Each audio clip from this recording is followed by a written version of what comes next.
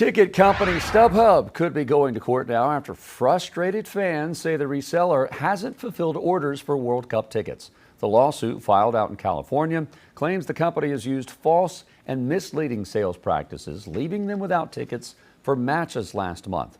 It claims thousands of fans have been unable to get tickets because of what FIFA is calling poor digital infrastructure. All right. Bringing in our chief legal analyst, Khalif Rhodes, to talk about this. StubHub can't really catch a break, right? Ticketmaster, all of those, that's a separate issue. But fans here, do you think they have a claim? Because for a lot of people, this is a once-in-a-lifetime opportunity. Is that enough of a legal reason, though, to bring a suit? Well, the sentimental aspect of it will play and tear on the heartstrings of anybody that potentially sees this on a jury. But if you're looking at the law in the case and the elements, it won't. It has to be a dollar amount. It has to be connected to something specifically that they're alleging that StubHub has done. And this is the typical Spider-Man meme where you have StubHub is saying, yeah, well, you guys are saying we did it, but it's their infrastructure, it's their process, it's what and we're saying they as in FIFA.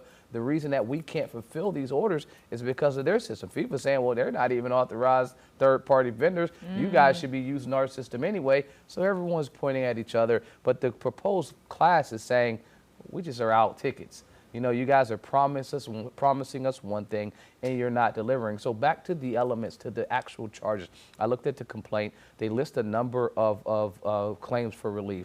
The breach of contract, breach of implied warranty, false advertising, as Jason mentioned, unfair and deceptive trade practice, and then conversion. And I think to your question, do they have a claim? Yes, they have a legitimate claim for all of them. If I promise to you that I have a way to guarantee your ticket, or I'll pay you back for the failure to do that, and I fail to do either one of those things, then yeah, there's a claim there. And that's what the alleged, the allegations are from two of these individuals, one for $1,900 worth of tickets, the other for $2,200 worth of tickets. And so it wasn't like they were $50 tickets. These were folks that were trying to get into the World Cup to be able to see a game that also had the emotional aspect and the sentimental value. And so you don't want this to go in front of a jury at all right now. So for sure, this is problematic for all parties involved. And these plaintiffs, I'm sure, I would think they would ask for travel expenses. Think about the hotel, the car, the airfare that's tacked along, that all was canceled.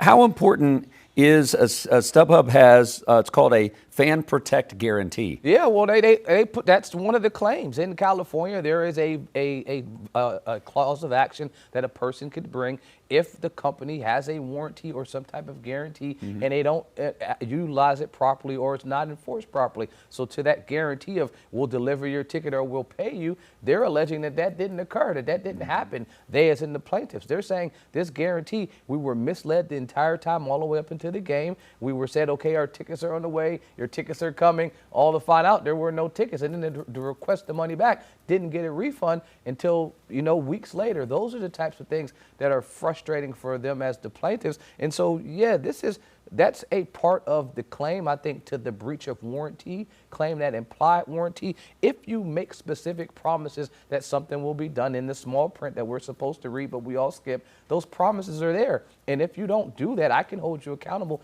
as a plaintiff and say, hey, now you have to compensate me for my loss. They're also asking for StubHub to be barred from selling World Cup tickets in the future, but if they weren't a licensed seller with FIFA or like a partner with them, can they demand that, or is that something they say, hey, we're not going to do that, but we will give you your money back? Well, the court could definitely go in that route and say, look, you have 5 different claims of relief. We're going to grant 3 of them and not grant this other claim, which you mentioned is the claim to say you're not a seller of the tickets. I don't think the court could stop them from doing that specifically in this venue. I think now if FIFA wanted to bring a claim against them and wanted to stop them or create some type of injunction because it's now costing them money, I think FIFA may have the standing to bring a claim like that. But I don't think these folks would have the standing to bring that type of claim to say now we can stop this company from participating in a market that they already participate in, even if they're not a licensed authorized vendor. They're a third-party market.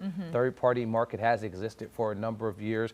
You're not going to stop the third-party market from being there specifically as a end user. But a business to business, if they're hurting them significantly, intentionally, then yeah, someone like FIFA could stop them.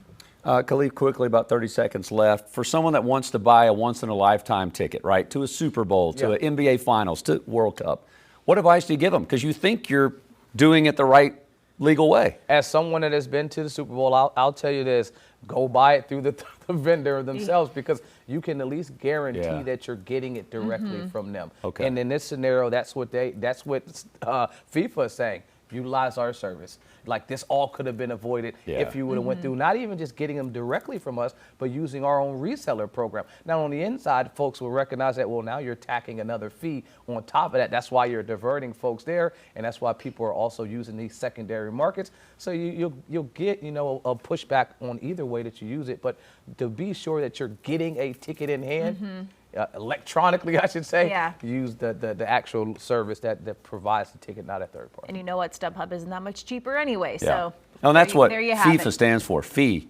There's a little fee in there. Just You're a going to pay little for it, but at least your butt will be in the seat There when the we game go. comes. All right, Khalif, thanks. Appreciate that. Queen City News Plus. Just search Queen City News on your smart TV's app store.